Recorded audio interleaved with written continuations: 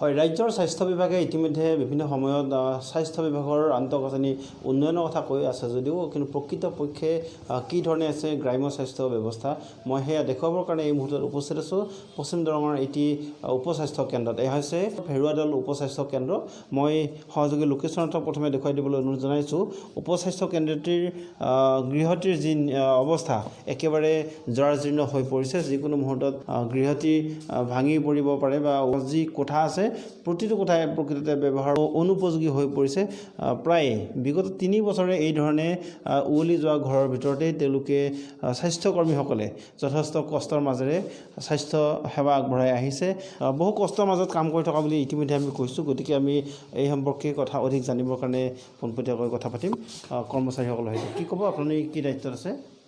মই as a CHO community health officer. তাতে কাম কৰি ভালে লাগিছে, মানুহখিনিও বহুত ভালে হয়। মূলতঃ আমাৰ যিটো আন্তঃগাঁথনিৰ ভিতৰৰ সেই ব্যৱস্থাটো বহুত বেয়া, মানে জৰাজীৰ্ণ অৱস্থাত আছে। বৰষুণ দিলে বৰষুণৰ পানী পৰে, ওপৰৰ পৰা চৰাই চিৰিকটিবিলাকে মানে নষ্ট কৰে, লেতেৰা কৰে। এতিয়া আমি যেনেকৈ মানে থাকিব লাগে, এতিয়া মোৰ ৰুমটো এক্সট্ৰা হ'ব লাগে, MPW তেওঁৰ ৰুমটো এক্সট্ৰা হ'ব লাগে আৰু বাইদেউ দুজনীৰ ৰুমটো থাকিব লাগে। গতিকে আমাৰ বহুত অসুবিধা হৈছে যে তেওঁলোকৰ একেলগে গোটেইখিনি আমি কাম কৰিব লগা হৈছে। ইয়াত খোৱাপানীৰ ব্যৱস্থা আছেনে? খোৱাপানীৰ ব্যৱস্থা নাই।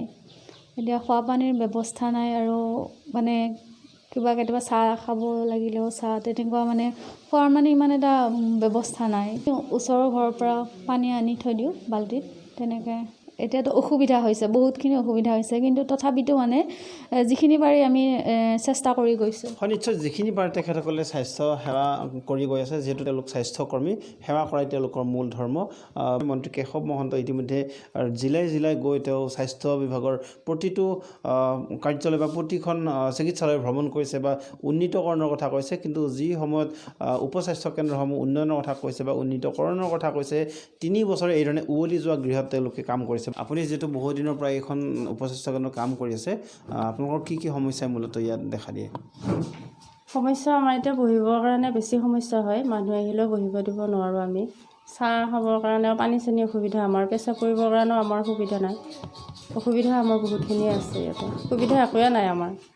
কিন্তু এটা ৰুমতে বহি আমি তেনেকুৱাকৈ কাম কৰি আছোঁ আৰু। জানে ওপৰৰ মহলত এইবিলাক? জানে। কি কয়? হ'ব কৰি দিম বুলি কয় আৰু। কিমান বছৰ হ'ল এনেকৈ? 3 বছৰ হ'ল।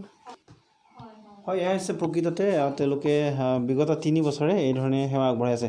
তেওঁলোকে আশা কৰিছে সোনকালে তেওঁলোকৰ স্বাস্থ্যকেন্দ্ৰৰ গৃহটি মেৰামতি বা পুনৰ নিৰ্মাণ কৰি দিয়ক। স্থানীয় বিধায়ক পৰমানন্দ ৰাজবংশীয়েও এই ক্ষেত্ৰত ভূমিকা গ্ৰহণ কৰাটো তেওঁলোকে বিচাৰিছে। গতিকে এতিয়া এই স্বাস্থ্যকেন্দ্ৰটিৰ গৃহটি কেতিয়া মেৰামতি হয় বা উন্নীতকৰণ কৰে সেয়া হ'ব লক্ষণীয়।